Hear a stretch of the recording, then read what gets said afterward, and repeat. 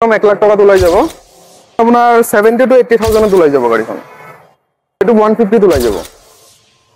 আসসালামু আলাইকুম নমস্কাৰ বন্ধুসকল, আজি আমি আহিছো আকো সেকেন্ড হ্যান্ড কাৰ ডিলাৰত। যদি আপোনালোকৰ গাড়ী পছন্দ হয় তেনেহলে স্ক্ৰিনত নম্বৰ দিয়া থাকিব, নিশ্চয় আপোনালোকে কল কৰিব।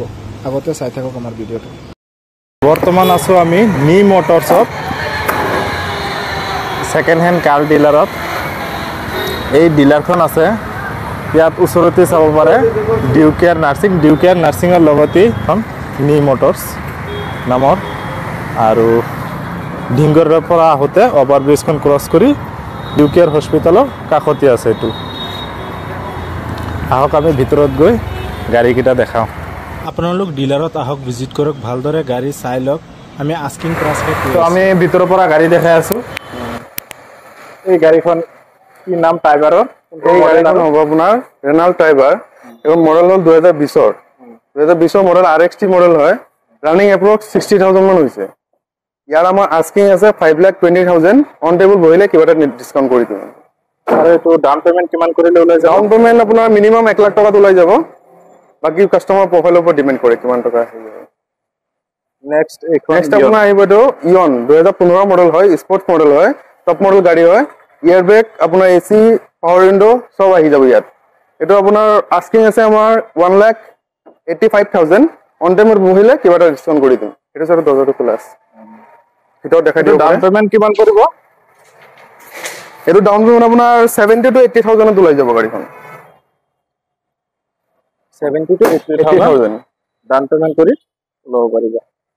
পাৱাৰ উইণ্ডো আছে দুটা, আৰু এই গাড়ীটোৰ ভিতৰতো চাব পাৰে নিট এণ্ড ক্লিন হৈ আছে পুৰা। নেক্সট আছে এখন আহিব আপোনাৰ চেলেৰিঅ। এইখন আপোনাৰ 2015 মডেল হয়, VXI মডেল হয়। গাড়ীখনৰ কণ্ডিশ্যন A1 কণ্ডিশ্যন হয়, ক'তো ডেণ্টিং পেইণ্টিং একো নাই। বাম্পাৰ টু বাম্পাৰ অৰিজিনেল পেইণ্টত হয়। গাড়ীখনৰ আপোনাৰ আস্কিং হ'ব 3,65,000। অন টেবুল বহিলে ডিছকাউণ্ট কৰি দিম। ডাউন পেমেণ্ট কিমান কৰিলে ওলাই যাব? এইটো 150 ওলাই যাব। নেক্সট আছে আপোনাৰ এইটো চুইফ্ট 2020 মডেল হয়, VXI মডেল হয়। একদম বঢ়িয়া কণ্ডিশ্যন। গাড়ীখনত মানে 1 টকাৰ কাম কৰিব নালাগে। আহিব, গাড়ী ল'ব আৰু তেল ভৰাব, চলাব। তেনেকুৱা কৰিব লাগে, চলাব লাগে ন? তেল ভৰাব আৰু চলাব, একো ধৰণৰ কাম নাই।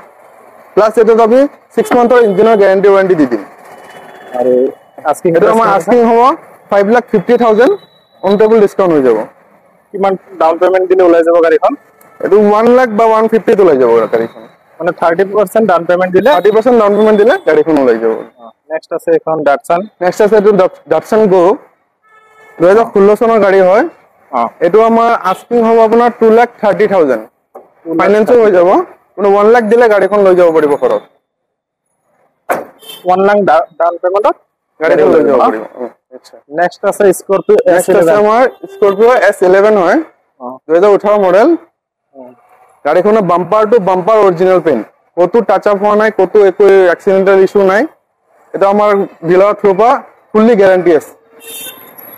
গাড়ীখনৰ আমাৰ আস্কিং হ'ব 12,50,000 উইথ নেগচিয়েবল।